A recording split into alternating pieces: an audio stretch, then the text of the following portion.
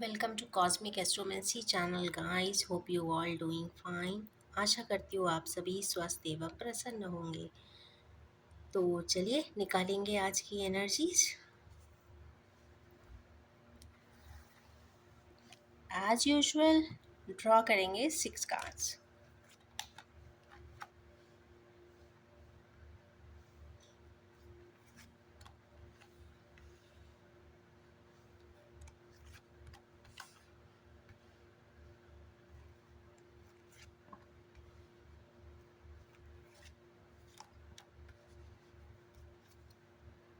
Okay, पहला card आया है यहाँ पर 7 ऑफ सोर्ड्स का। 7 ऑफ सोर्ड्स कहीं ना कहीं बहुत डीप एनालिसिस बताता है, किसी प्रकार के चीटिंग को बताता है, धोखे को भी बताता है। तो चलिए देखेंगे आज हमारे व्यूअर्स के लिए ये कार्ड क्यों आया है। सफरिंग, शायद हमारे किन्हीं व्यूअर्स किसी प्रकार की चीटिंग के वजह से, किसी प्रकार के धोखे के वजह से, या तो लोगों ने उनके साथ किया होगा या उन्होंने बाई मिस्टेक किसी और के साथ कुछ किया होगा। कोई भी वजह हो, पर यहाँ सफरिंग ज़रूर दिख रही है। यहाँ पे कोई ना कोई बहुत परेशान अवश्य है, कोई ना कोई परेशानी को ड्रा करता हुआ चल रहा है। तो यस, उसकी समस्या को रिजॉल्व करने के लिए ये कार्ड एक डीप एनालिसिस का ज़रूर आया है। पुरानी बातों को सोचते हुए इंसान देख रहा है, या पीछे जिन मसलों को छोड़कर, कहते हैं ना, विदाउट वाइंडिंग अप या विदाउट क्लोजर जो चीज़ों के लिए इंसान आगे बढ़ा होगा, उसके बारे में सोचता हुआ दिखाई दे रहा है। नेक्स्ट कार्ड आया है एम्पायर का। ये एक एल्डरली एनर्जी है। क्यों आई है भाई, देखते हैं। हमारे व्यूअर्स के पेरेंट्स हो सकते हैं, व्यूअर्स के बड़े भाई हो सकते हैं। ये इसलिए आए हैं क्योंकि उनके घर का कोई मेंबर कुछ पहाड़ी की तरफ जाता हुआ दिख रहा है। मतलब वो अपना सारा संसार को छोड़ के, कहते हैं ना, पहाड़िया पे जा रहे हैं, कुछ डीप कॉन्टेम्पलेशन करने जा रहे हैं। बट इट मीन्स वो जो करने भी जा रहे हैं या जो वो रिएक्शन कर भी रहे हैं, वो शायद कुछ इलॉजिकल है। पीछे हटने से, कहीं चले जाने से, ओवरराइड कर देने से, इग्नोर कर देने से समस्या एज इट इज़ रहती है। कई बार ऐसा होता है कि समय के साथ कुछ समस्याएं ऑटोमेटिकली अकम्प्लिश हो जाती हैं, या उसका कोई टास्क रूटिंग चेंज हो जाती है, डी रूट हो जाती हैं, या फिर सिस्टमिक डिफ़ॉल्ट में चली जाती हैं। बट कई बार ऐसा होता है कि कुछ ऐसी डेस्टिन्ड कहते हैं ना, destined task and events and persons इंसान के साथ एसोसिएटेड रहते हैं, क्योंकि समय की परतें भी उस अटैचमेंट को, इवेंट को, सिचुएशन को एन्यूल नहीं कर पाती, क्योंकि वो कहीं ना कहीं कर्मा डायनेमिक्स में भी आती हैं, कहीं ना कहीं डेस्टिनी में भी आती हैं। तो डेस्टिन्ड चीज़ों को टास्क ओवर करना, कहते हैं ना, डब्बे में पैक करके लॉफ्ट पे चढ़ा देना पॉसिबल नहीं होता। शायद इसीलिए कुछ ना कुछ चीज़ें यहाँ पे डीप कॉन्टेम्पलेशन की तरफ इन हमारे किन्हीं व्यूअर्स को ले जाती हुई दिखाई दे रही है। नेक्स्ट कार्ड आया है 8 ऑफ सोर्ड्स का। सॉरी सोर्ड्स, वैंस का। तो वैंस ये कहीं ना कहीं पैशन बताते हैं, व्यूज़ बताते हैं, थॉट बताते हैं, और यहाँ कहीं ना कहीं पॉजिटिव एंडेड कम्युनिकेशन भी बताते हैं। तो चलिए देखते हैं किस प्रकार का कम्युनिकेशन होता हुआ दिखाई दे रहा है। एकम्प्लिशमेंट के लिए दे रहा है। ये कहीं ना कहीं फ्रेंडलीनेस है, कहीं ना कहीं मटेरियलिस्टिक गेन है, कहीं ना कहीं कंप्लीशन की एनर्जी है, क्योंकि 10 की एनर्जी आ गई। और पेंटिकल्स जब आते हैं तो, और इंसान खुश भी तब होता है हर महीने में जब पेंटिकल्स भी हों, खुशियाँ भी हो, अटैचमेंट भी हो, और ग्राउंडेडनेस भी हो। तो ग्राउंडेडनेस के लिए, या फिर कुछ टास्क को कंप्लीट कर देने के लिए, या अपनी कोई रिलेशनशिप को एकम्प्लिशमेंट दे देने के लिए, कुछ अनक्लियर चीज़ों को क्लैरिटी दे देने के लिए यहाँ पे कुछ कम्युनिकेशन का कार्ड आया है। नेक्स्ट देखते हैं पेज ऑफ कप्स। तो यस, हमारे किन्हीं व्यूअर्स, यंग पर्सन्स के लिए अच्छा कार्ड आ गया है। दे कैन प्रपोज समवन, अपने प्यार को एक्सप्रेस कर सकते हैं और they can get things back also. But यहाँ पे एक कार्ड जो क्लैरिफिक आया है वो आया है कि ट्रैप्ड एनर्जीज, तो हमारे व्यूअर्स इसमें ट्रैप ज़रूर हैं, देख नहीं पा रहे हैं, जहाँ पे कुछ कहना चाहते हैं वहाँ पे कह पाने के लिए उनके पास ज़रिया नहीं है शायद, इसलिए इस तरीके की ट्रैप्ड एनर्जीज, टैप्ड एनर्जीज यहाँ पे आ रही हैं। ब्लाइंड फोल्ड भी आ रहे हैं क्योंकि उनको रास्ता नहीं दिख रहा। कई बार इंसान स्वयं ही सारे रास्ते बंद कर देता है और वो पता चलता है कि उसने दूसरे के लिए तो किए ही थे बट उसने स्वयं के लिए भी सारे रास्ते बंद कर दिए। तो कुछ इस प्रकार की एनर्जीज हैं। बट कहीं ना कहीं जो फर्स्ट कार्ड यहाँ पे आया है पेज ऑफ कप्स का, तो डीप इमोशंस की बात यहाँ पे ज़रूर होती हुई दिखाई दे रही। कहीं ना कहीं जो भी मसला है वो इमोशनल है। नेक्स्ट कार्ड आया है यहाँ पे six of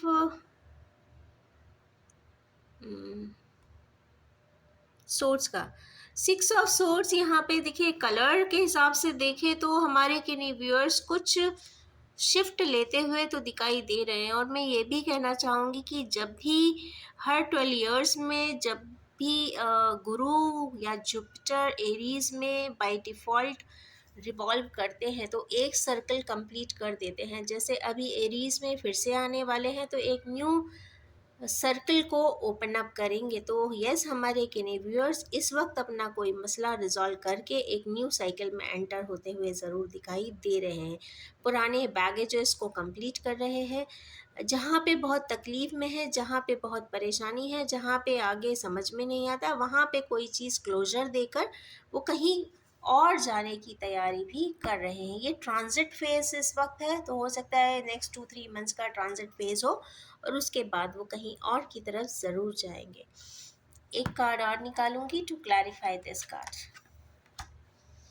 S of cups. Yes, ये हमारे के न्यूबियर्स कोई लव इनिशिएटिव या अफेक्शन इनिशिएटिव ज़रूर लेते हुए दिखाई दे रहे हैं। ये डिवाइनली गाइडेड है, इसमें किसी का कोई फैब्रिकेशन नहीं है, जो भी है वो बहुत मॉडेस्ट वे में है और होता हुआ कंफर्म दिखाई दे रहा है। क्योंकि जुपिटर की एनर्जीज आने वाले समय में इनको काफ़ी हद तक सपोर्ट करने वाली है।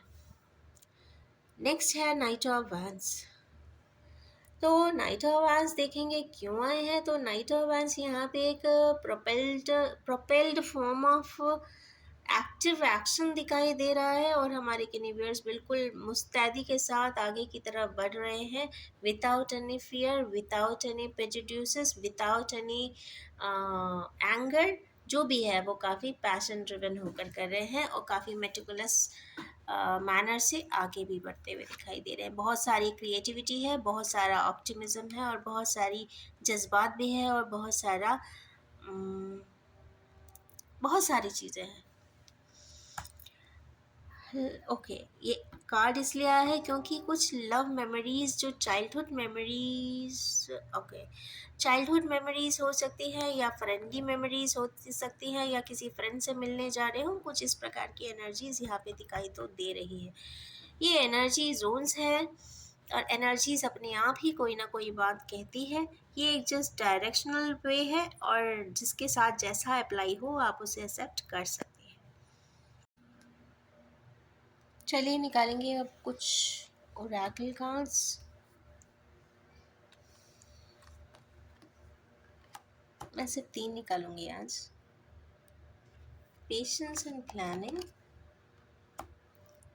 स्टैंड ऑन योर ग्राउंड,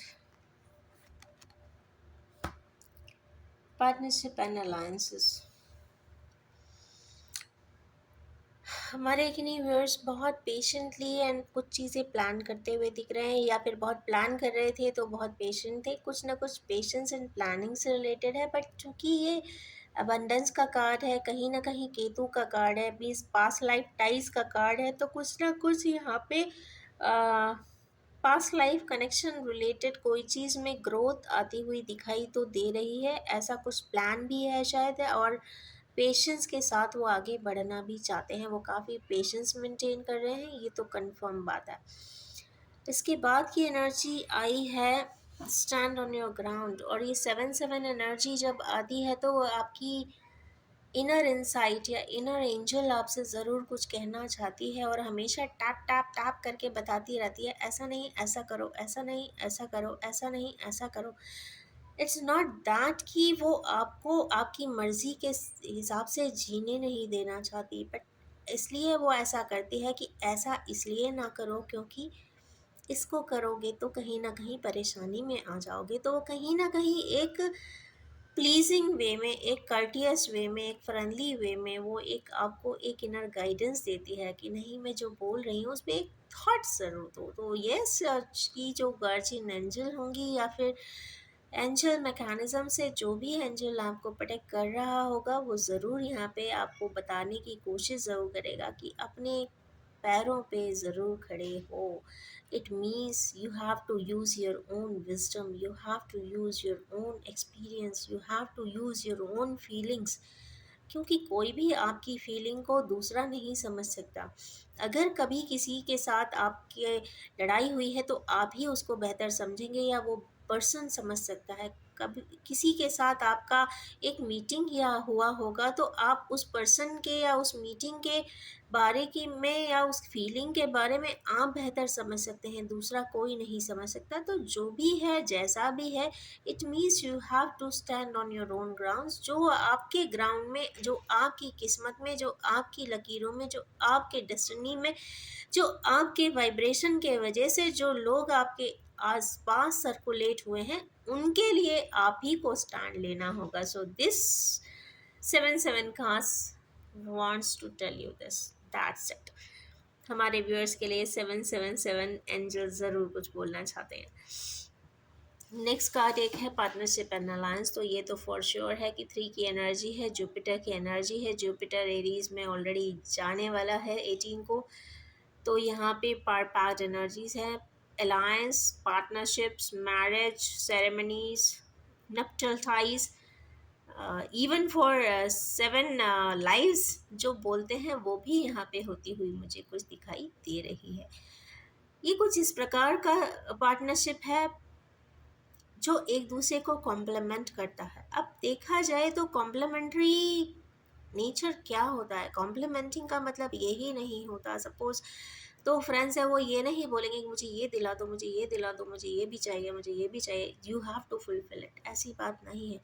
जहाँ पे वाइब्रेशन की फुलफिलिंग हो जाए, जहाँ एक दूसरे को रिस्पेक्ट की बात आ जाए, जहाँ एक दूसरे के लिए कोई बहुत कुछ सेक्रीफाइस कर जाए, जो किसी के लिए कंप्लीटली डेडिकेट हो जाए या कोई किसी के लिए कंप्लीटली सरेंडर हो जाए, कोई पूरा कन्विक्शन के साथ उसको सेफ्टी एंड प्रोटेक्शन ताउम्र के लिए देता रहे, ये भी एक प्रकार का कंप्लीट डेडिकेशन है, डिटर्मिनेशन है। उसको कोई क्रॉस चेक नहीं कर सकता।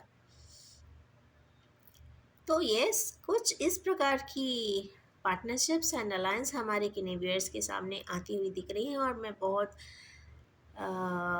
अप्रिशिएट करूँगी उन पार्टनरशिप्स को, क्योंकि जुपिटर के टाइमिंग में केतु के एक्सेस पे आकर जब भी कुछ नप्टल टाइज बनते हैं या मैराइटल एसोसिएशंस होते हैं, वो पार्ट पैक्ड होते हैं, वो कम्प्लीटली कमिटेड भी होते हैं एक दूसरे के लिए, और वो कम्प्लीटली डिवाइन गाइडेड भी होते हैं और लॉन्ग टर्म चलने वाले भी होते हैं। ये जनरेशन टू जनरेशन भी चलने वाले होते हैं।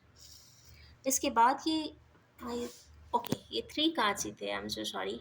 तो इन 3 कार्ड्स ने कहीं ना कहीं एक रेमेडियल टिप दिया है कि पेशेंस के साथ चले, अपने अपने पैरों पे ही खड़े रहें, मीन्स अपना विजडम यूज़ करें। और partnership and alliances are on the way. तो जो लोग भी मैराइटल एजेस में हैं तो उनके लिए एक बहुत अच्छा ऑस्पिशियस टाइम आने वाला है।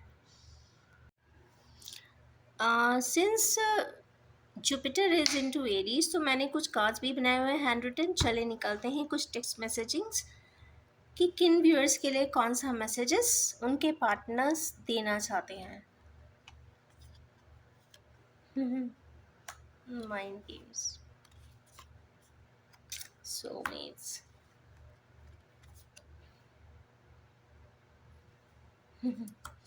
you are my moonshine। Okay, यहाँ से ये कंफर्म हो जाता है कि हमारे किनेबियर्स के साथ माइंड गेम्स तो डेफिनेटली खेले गए हैं। तो यस, बहुत सारे तरीके से होते हैं mind games, so you can Google it out and check it out कि किसके साथ कैसा खेला गया है, बट मैं बहुत शॉर्ट में रीड कर रही हूँ आज। Next is soulmates. तो यस, हमारे किन्हीं व्यूअर्स ये ज़रूर अपने पार्टनर को कहना चाहते हैं कि we are soulmate somewhere, you believe it और नॉट। और नेक्स्ट है you are my moonshine. Yes, जो लोग भी मून की आराधना करते हैं, पूजा करते हैं, तो ये वैसा कह सकते हैं। तो these are the certain quotations and statements given by the partners. तो इसी के साथ मैं ये रीडिंग को एंड करना चाहूँगी और ये भी बताना चाहूँगी कि ये general, collective, timeless and gender free reading है। जब भी आपके सामने आएगी कुछ ना कुछ रेजोनेट ज़रूर करेगी। कृपया आपसे रिक्वेस्ट है कि आप सिर्फ उतना ही एक्सेप्ट करें जितना आप इसे रेजोनेट करते हैं। Wish you all have a most fulfilling life ahead. Thank you so much.